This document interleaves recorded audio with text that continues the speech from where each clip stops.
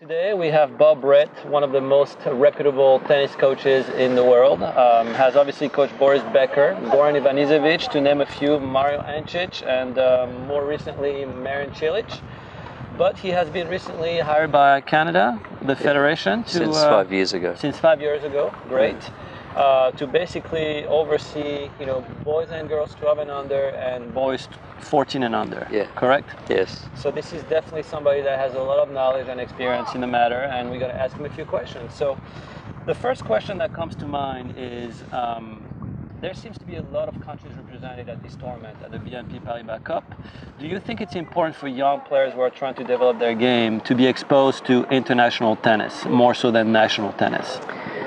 Well, what's impressive, I think, really about this event is that so many different countries participating, and this gives the opportunity for the Europeans especially to play different players than they're normally playing month by month. Great. And you can start to see the way the game is changing. So for coaches, for example, it's a great tool because they can see the way the better players are playing and which way the game's going, and then they go back and they work with their players on what they need to do in order to stay competitive. It's a beautiful system. It's a great tool, really, for development. So the reason that I came here was to not only to see the different players play who I have an interest with, but also to see the way the game is changing. Right. So is the game changing in the right direction? Everybody seems to be so professional, almost too professional for young kids. So what's your take on this?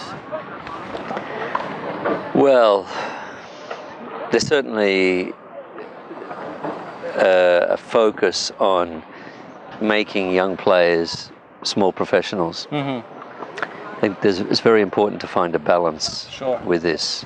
It's important to have some guidelines as to the number of hours that a 12-year-old should play, or a 14, that they're on the court playing.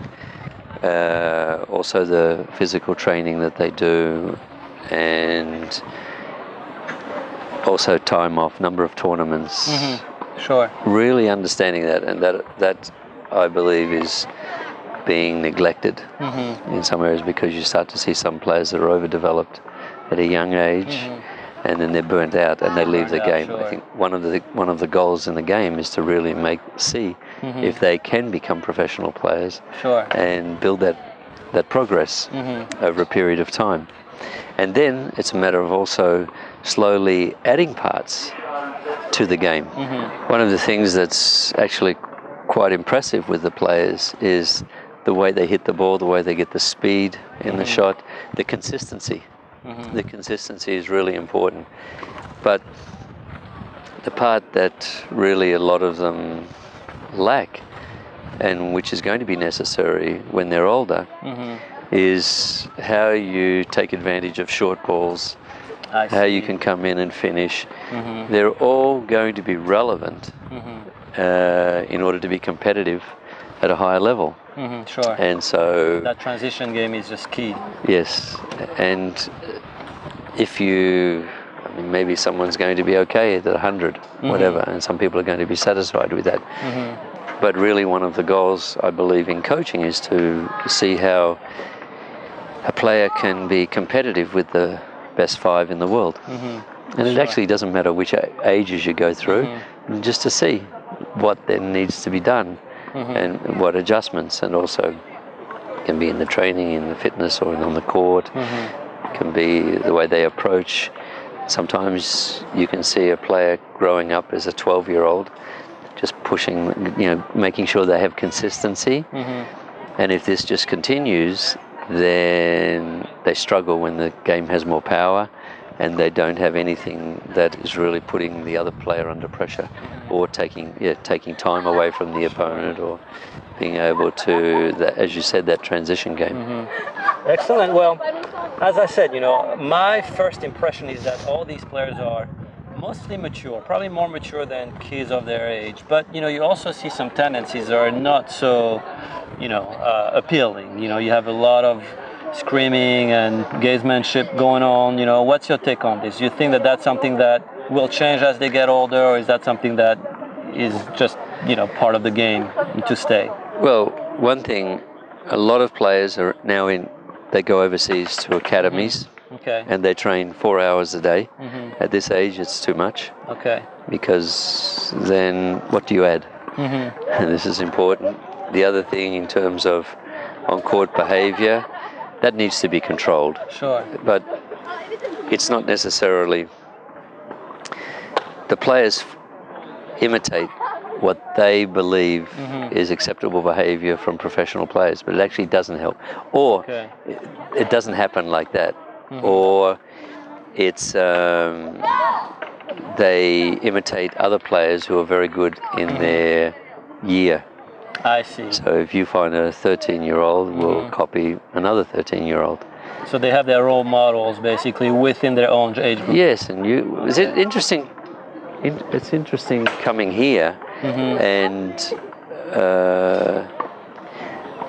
seeing some of the behavior. And you can watch some of the practice sessions, and some are very good, and some you think there's no chance. I see. Like this, it's not. Attitude is completely wrong. And then yesterday, I saw a young player, was cheating on line calls. Oh.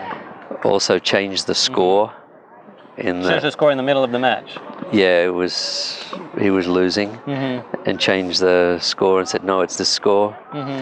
All the spectators knew that it was wrong, and but there was nothing you could do because they always have to go back to another score. But this is just completely unacceptable because it's a gamesmanship, it's cheating, and I find that from a parent's standpoint, it's completely unacceptable, and also from a coach's standpoint, and that player should actually just be taken home. I see. No, for me, not even any doubt. What tends to happen is there's an acceptance of very poor behavior because they believe the price of winning is so great. I see. Right? The benefits of winning. Of course. But in the end, you cheat yourself. You basically believe that winning at all costs is acceptable, essentially. From their side. Correct. From their side. And that's why they accept it. And parents are accepting bad language, coaches are accepting bad language, and these sort of things. And everybody's different. Everybody grows up in different ways, but it's just what's acceptable. And there are limits, and absolutely. And the officials need at the tournaments. They try to do a great job, but sometimes they can't patrol all the courts. Of course. And so they miss some of these situations, and they do what is correct if both people are really being fair. But sometimes there's an abuse of this. Absolutely. And there should be much more warning, default, boom. And that's it. I agree. So obviously you have a wealth of experience above par. So in your opinion, what are the top 3 qualities that a player today must have to have any shot at being a champion?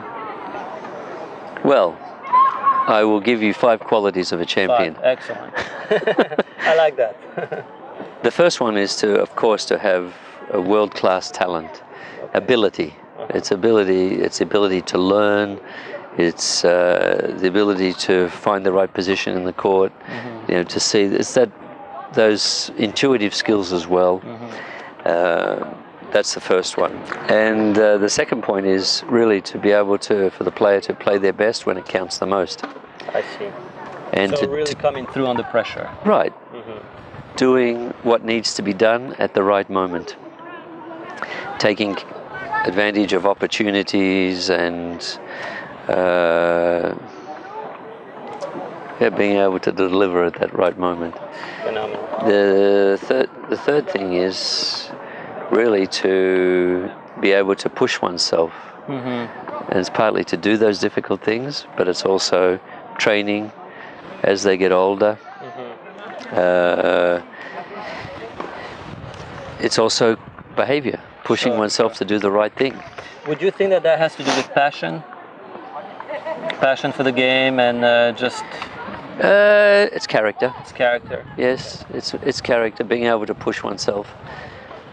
Okay. That's because, and it's not necessarily just on the court. It's to whether they're running or to go do these sort of things, to be disciplined, to push yourself to do the things that you don't like to do. Absolutely.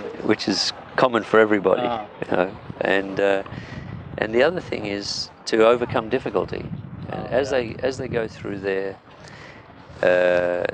careers, they will find there are different moments when they have to overcome difficulty. It can be they lose confidence. They need to be able to overcome that. They can and find that way. And through their desire and through their commitment to what they're doing, they will find it. Also, for example, the injury, it takes time away from the game. Maybe they're losing points on the computer and their ranking is going down, and still be able to keep your mind or their mind when it's difficult. When it's not going your way, just stay together. And the last thing is, it's loyalty, but it's a loyalty to what you want to do. It's being able to believe that what you're doing is the right thing, and it's what you want to do. So, for example, and loyalty often comes with choosing the right people to work with and being confident in your choice. Not at the first sign of difficulty, sure, do they change. And this is often happening in coaches, and you see the young players when they're working. If there's losses, too many, even though the work is actually producing progress, of course, but because the result is not there in the tournament, they're not winning the end of the match, not winning that last point, but they may actually be playing better. You'll often see changes. It's not good enough, or the coach can't give all the lessons when they want it. Absolutely. And so then it's a change. Absolutely. And all those disruptions there cause a break in the development.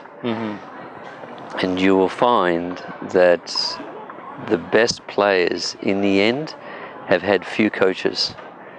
They may have a great point. Yeah, they may have one from whatever until 13, another one till 17, and then a long time there. There may be some small changes there, but when you change, as I say, it takes about 6 to 9 months, certainly with older players, before progress can be seen or any effect from the work that's being done.